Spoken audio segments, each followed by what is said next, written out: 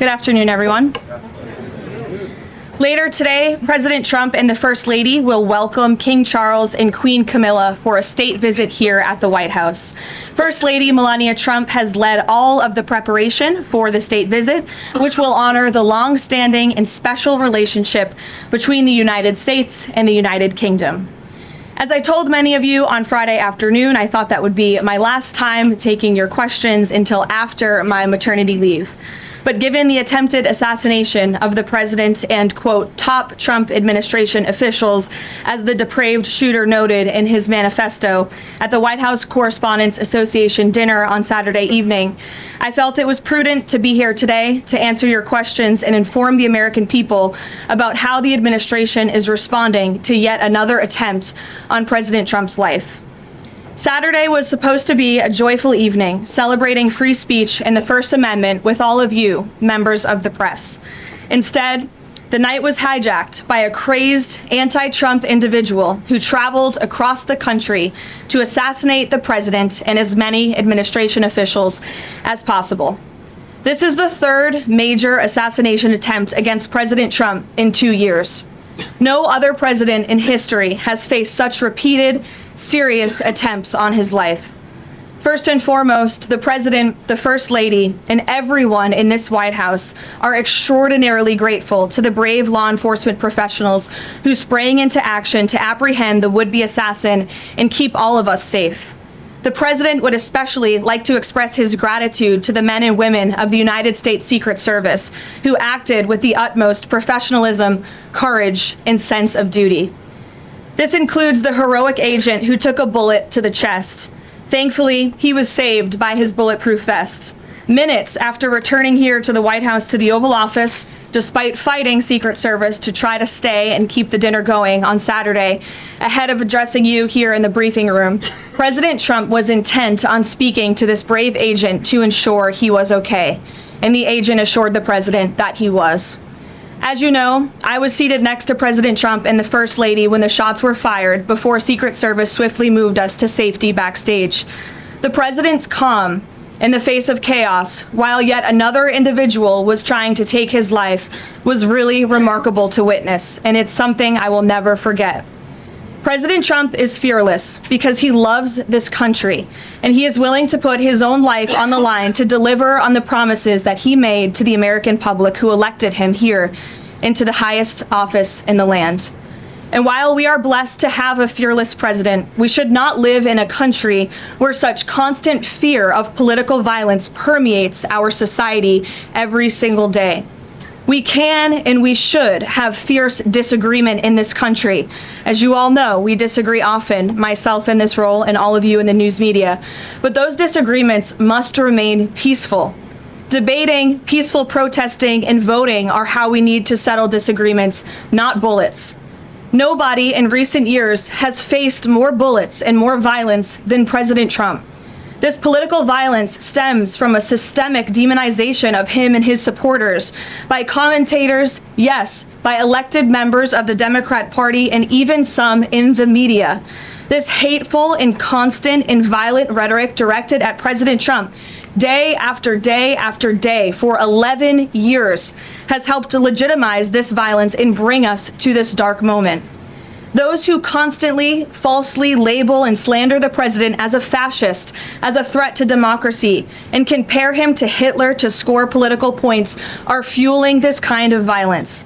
The left-wing cult of hatred against the president and all of those who support him and work for him has gotten multiple people hurt and killed, and it almost did so again this weekend.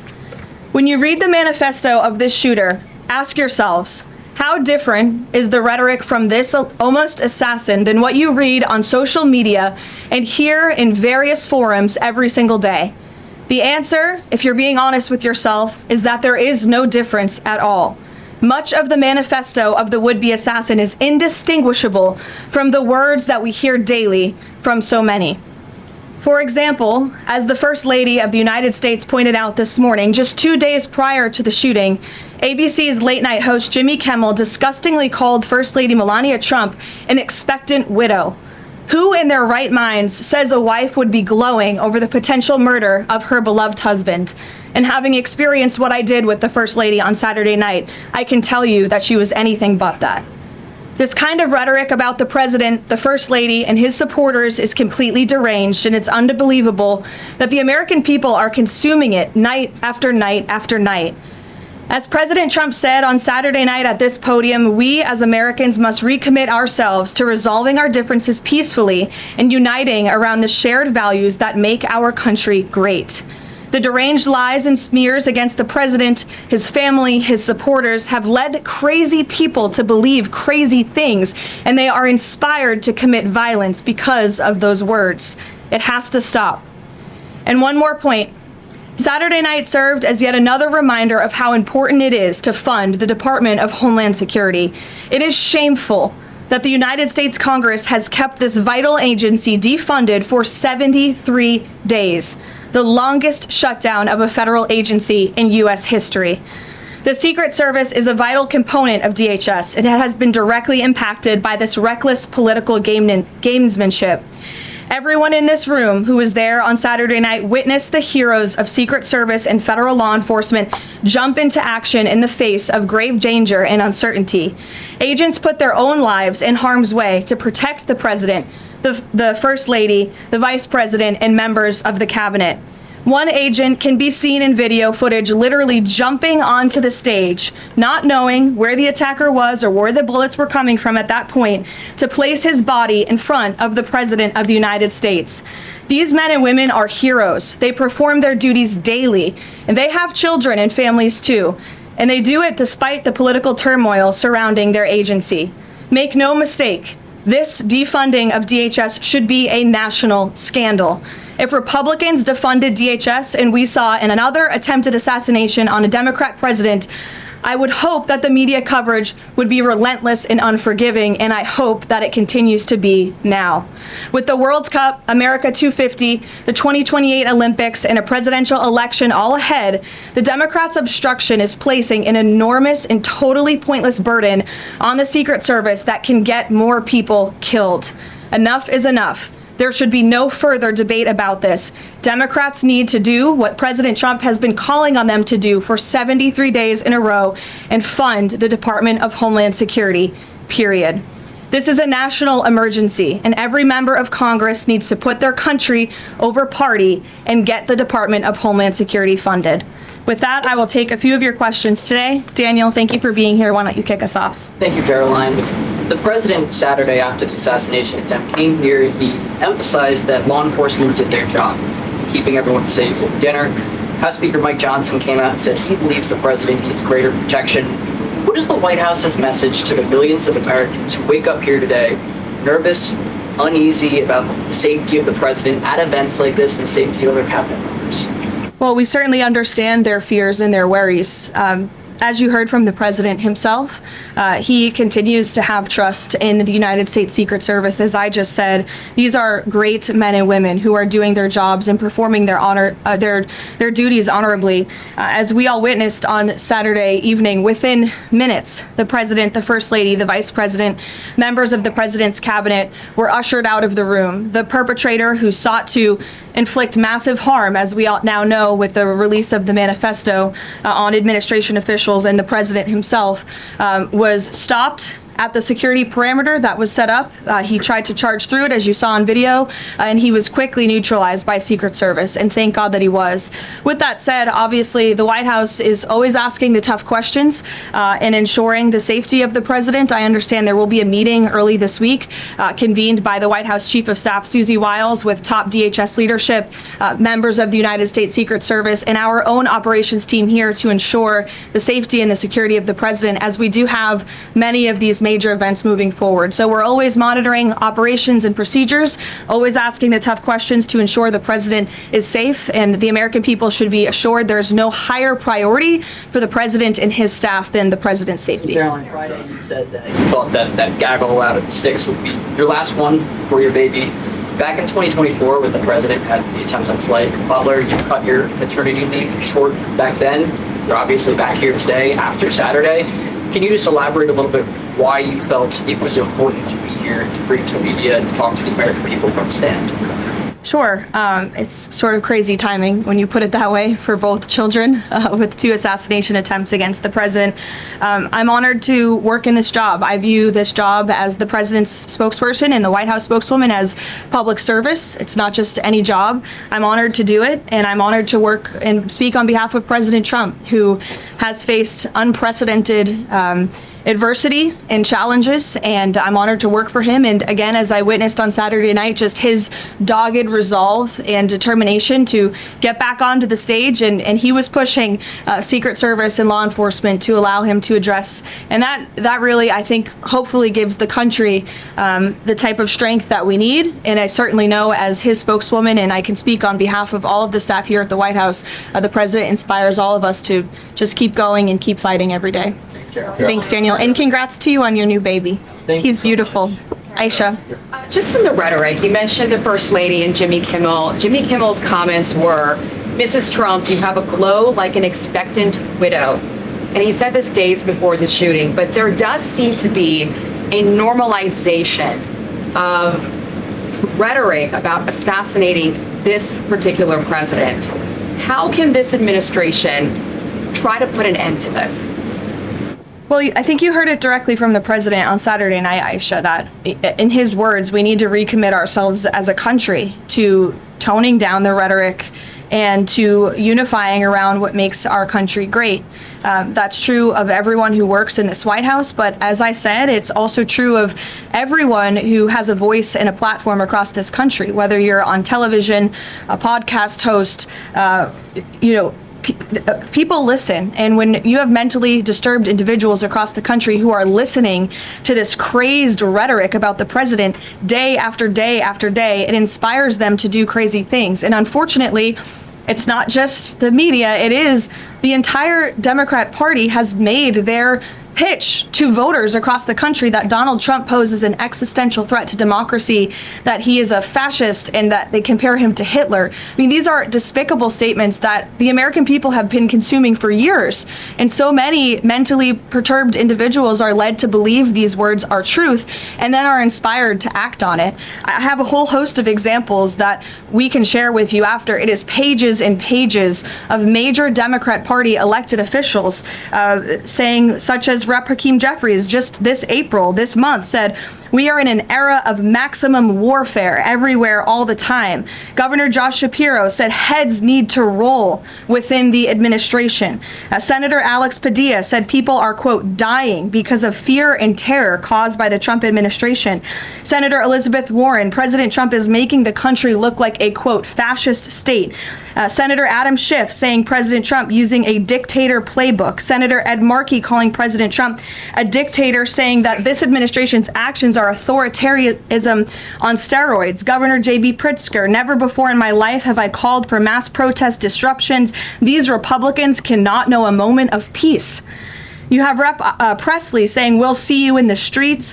Rep. Monica McIver, a Democrat representative on Capitol Hill, "We will not take this shit from Donald Trump. He thinks he's a dictator. We are at war." These are Democrat elected officials calling for war against the President of the United States and his supporters. I could go on, but again, when you have people in positions of power that are saying things like this every single day for years, you are inspiring violence by people who are already mentally ill. And that's what we've seen against this president for far too long. This is disinformation and misinformation online. There will be bite-sized clips that will go viral to the point where there are Americans in this country that believe that what happened Saturday night was staged. How does this White House tackle that with social media companies out there, whether it's X, Facebook, Instagram? How do they work with these companies to make sure that doesn't get out of control? It's certainly a good question, Aisha. I don't have tangible answers for you on what we're doing with social media companies, if anything at all. What I will say is it's very important to us that we get the truth and the facts about this case and any case out there as quickly as possible to dispel some of that crazy nonsense that you do see running rampant online. And I think the Department of Justice and the FBI thus far have done a good job of disseminating the truth and the facts about this alleged attempted assassin, the perpetrator in this case. And I understand he'll be arraigned in court very soon. You all see that, and the Department of Justice will be giving a briefing and an update later today. So as far as we're concerned, just providing maximum transparency, and hopefully people will believe the truth rather than the lies and the conspiracies that so often do go crazy on social media. Rachel. Thanks, Caroline. Does the administration view this as a security failure, or did the protocols work as they were designed? The president has said he believes that the protocols worked. Again, you had a perpetrator who tried to breach the security parameter that was set up by Secret Service, and he was running as fast as he could and was immediately neutralized moments later. And again, having been right up there on the stage with the president and the first lady, I can tell you it was seconds before we were told to get down, and it was seconds before we found ourselves in the hold room backstage. It all happened literally within a matter of seconds. The president, the vice president, and the first lady being pulled to safety. That is not done if there's a lapse. So Secret Service did their jobs well. They communicated with one another to remove the president and the vice president to safety as quickly as they could, and obviously to neutralize the shooter as well. And thank God they did, because if that man was allowed into that ballroom, it would have been a much different scene. And just one more follow-up on just how the White House could be rethinking security protocols going forward. I mean, we all remember after the attempted assassination in Butler, there were indoor rallies that were held after that. Is that out of the question, changing any additional security protocols when it comes to how the president does these events that are outside of the White House? I definitely wouldn't say changes are out of the question. I think, again, that it's up to the White House here, and we view it as a great responsibility to ensure the maximum safety of the president and the vice president and the entire cabinet. And so we're always looking for ways to improve security. I think if you just sit here and say everything is perfect all the time, that's not a good way to operate. And so the White House will continue to engage with DHS and with Secret Service to find ways to improve and strengthen security. But as far as Saturday night is concerned, the president was satisfied with the response, and he's very grateful to the men and women who provided the response for him and his wife and members of his team. Caroline. Deanne. Thanks, Caroline. The president has talked about rescheduling the dinner within 30 days. Does he have a specific venue in mind? And would he consider hosting it at the White House? Well, unfortunately, we don't have a room big enough here at the White House, which is another point to be made, and the president is absolutely right. It's why the White House Ballroom project is not just a fun project for President Trump, like you will read in the media. It is actually critical for our national security that a larger, secure building on this complex, which is the most secure complex in the world, is built to accommodate not only large amounts of guests, but also the president, the vice president, members of the cabinet. The line of succession in this country should be able to gather freely in safety without the fear of threats or political violence. And the White House Ballroom will provide that. And so it's critical that we get this project done as quickly as possible. Phil. Ron as well. Thank you, Caroline. Thank you, Caroline. Two questions, if that's all right. First, on the security situation on Saturday, kind of a follow-up here. Previous administrations have sent both the president and the vice president to the dinner, but after the foiled attack on Saturday, if the dinner is rescheduled, would President Trump and Vice President J.D. Vance both plan on attending? And is it wise to have both of them in the same spot, given the presidential line of succession that you mentioned a second ago? It's definitely a good question, and I know that it's one that will be raised. I can assure you the president intends to attend the event, as he has told all of you publicly. I don't want to rule in or out the vice president's attendance, but certainly that's a conversation that will take place. And Iran has proposed a mutual reopening of the strait, leaving the nuclear discussion for later in the process. Given that the nuclear program has been a red line for this administration, would the president agree to that kind of phased negotiation? Well, only because it's been reported. I will confirm the president has met with his national security team this morning. The meeting may be ongoing, maybe not. I don't want to speak affirmatively because I was prepping to come out here. But the proposal was being discussed. I don't want to get ahead of the president or his national security team. What I will reiterate is that the president's red lines with respect to Iran have been made very, very clear, not just to the American public, but also to them as well. So they're considering it. I wouldn't say they're considering it. I would just say that there was a discussion this morning that I don't want to get ahead of, and you'll hear directly from the president, I'm sure, on this topic very soon. I'm going to ask you about the Fed chairman, but first, 3 assassination attempts in 3 years. Is this going to change the type of events that the president goes to? Well, again, that's going to be part of the conversations moving forward. But as you heard from President Trump, he does not want these deranged lunatics and these grave acts of political violence to change our American way of life. And I think it's a very brave thing for him to say. It'd be very easy for him to just hunker down here at the White House where he knows he's safe. But the president wants to be out across the country. He wants to go across the country to meet with Americans. He wants to celebrate the 250th birthday of our nation's anniversary this summer. As you know, we're gearing up for a big UFC fight here on the South Lawn. So there's many exciting events I know the president wants to be part of and will be part of moving forward. He's undeterred in that way, and it's something that inspires all of us here to keep going.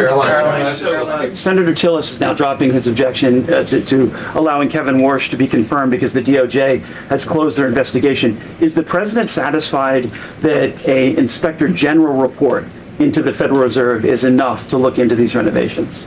The president understands that the inspector general has greater tools at their disposal, perhaps even more powerful than a grand jury, to continue investigating the financial mismanagement of the Fed building, which is a priority for the president. Look, he's a builder himself. When he sees something has a lot of cost overruns, is taking too long, and in this case, ripping off the American taxpayer, he wants to get to the bottom of it. I understand Senator Tillis put out a statement saying he'll support Kevin Warsh's confirmation. That has been our position all along from day one. He is more than qualified for the job, and we look forward to working with the Senate on his swift confirmation process. Megan. As a follow-up on that, on Warsh, will the president be satisfied once the Fed's inspector general finishes that investigation, even if it finds no evidence of wrongdoing? Well, that's a hypothetical question. I'll let the president speak on it when we see the results. It's obviously far too early to say. And relatedly, as a follow-up, now that it looks like Warsh will be confirmed by the end of Jay Powell's term, is he still considering firing Jay Powell if he stays on as governor after that? I haven't talked to him about it specifically, but I think the president will be satisfied once Kevin Warsh is confirmed as the Fed chair, which he should be. Karen. On Iran, the president had said last week that the U.S. has started the process of clearing the Strait of Hormuz of mines. Do you have an update on how many have been removed and an estimate of how long that process could take? I don't, but I would defer you to the Pentagon on that, and we'll make sure they get you an answer, Karen. It's an ongoing process, though. It's still actually happening right now. Again, I would defer you to the Pentagon on anything with respect to clearing mines in the Strait of Hormuz. I know that you said that the White House is reviewing the security protocols for things that could be done differently in the future. Have you identified anything so far that you would like to see done differently, or ask the Secret Service to make any changes in the security protocols for the president, particularly at these large events that are taking place off the White House campus? Not yet, no, but as I said, there will be a meeting here at the White House in the earlier half of this week, so those conversations will take place. And on the line of success. And I would also just add, look, the Secret Service does not detail their procedures or operations to the public for obvious reasons, because you have crazy people who try to hijack them and get around them. So these conversations will take place in private, but if adjustments need to be made to protect the president, they will be made. Caroline, doing like it does, for instance, with a joint address to Congress for these large events, and designating someone as the designated survivor for future large events that the cabinet attends. Well, those conversations ahead of the walk of dinner did take place, but there were several members of the cabinet in the line of succession who did not attend for various personal reasons. So designating one survivor was not necessary, as we had several members who were not there already. Caroline, all the people forced to dive under tables and fearing for their lives on Saturday night, including many of the people in this room, myself included. What is the president's message to those people who experienced that terrible trauma and maybe are still fearful today? I think he would say, as he sort of did on Saturday night, coming in here in his tuxedo, we can't allow these crazy people to let us be afraid. We have to keep moving forward, showing up, doing our job, celebrating our country, and doing what we know is right. But certainly we'd like to see the rhetoric against this president and his supporters toned down, because it is inspiring these crazy people across the country to target not just the president, but those who work for him and those who support him. And it must end. Is he following the arraignment of the suspect today? Yes, he is, and I know you all want to follow that too. It's happening in a few minutes, so I'll let you all go. The Department of Justice is also going to be speaking momentarily following the arraignment, and I pray that this is the last time I speak to you for some time until after my maternity leave. So thank you, guys.